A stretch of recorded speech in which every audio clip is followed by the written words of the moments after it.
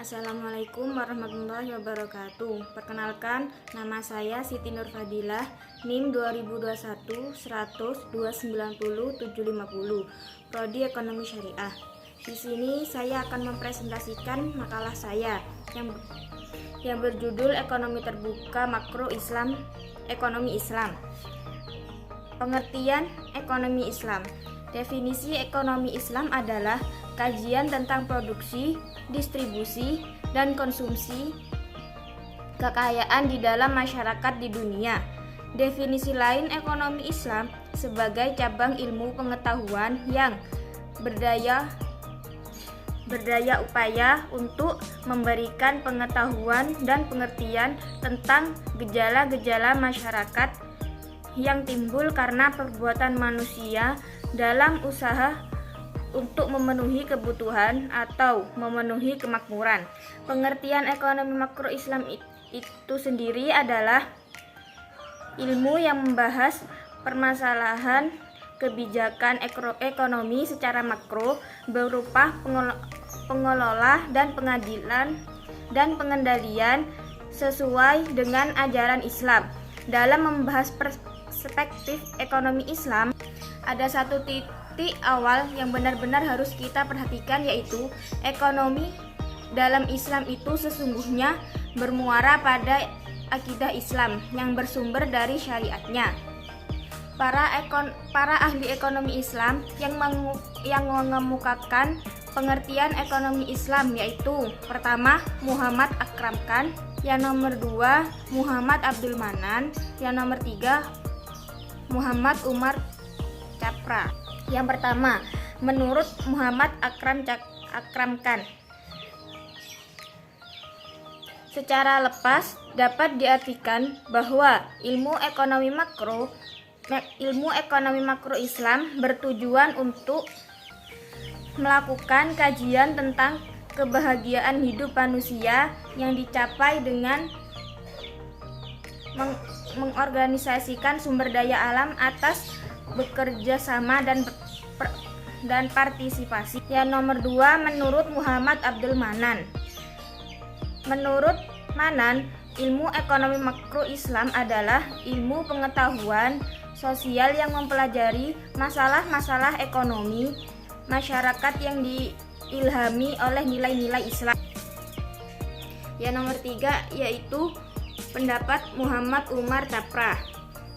Menurut Muhammad Umar Capra, ekonomi makro Islam adalah sebuah pengetahuan yang membantu upaya realisasi kebahagiaan manusia melalui alokasi dan distribusi sumber daya alam. Sumber daya yang terbatas dan berada di dalam koridor yang mengacu pada pengajaran Islam tanpa memberikan kebebasan individu.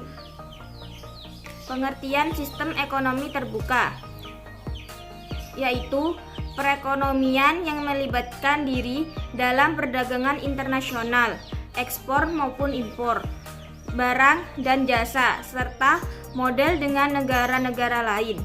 Sistem ini memberikan kesempatan bagi masyarakat untuk berinteraksi dalam bidang ekonomi dengan negara lain, baik itu perseorangan, swasta, ataupun pemerintah.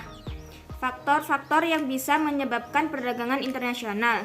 Yang pertama yaitu perbedaan dalam faktor produksi.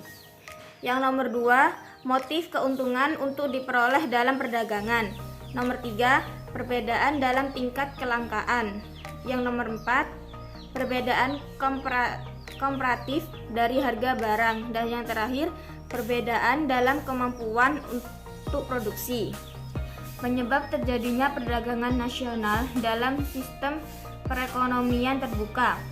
Jika kita lihat kegiatan ekspor dan impor sekarang ini justru memiliki peran penting dalam perekonomian antar negara, yang salah satu penyebabnya mungkin karena perbedaan sumber daya dan perbedaan kepentingan antar negara yang satu dengan negara yang lain. Dengan adanya kegiatan ekspor impor ini, dapat membantu negara untuk membangkitkan ekonominya melalui kerjasama yang terjalin tersebut.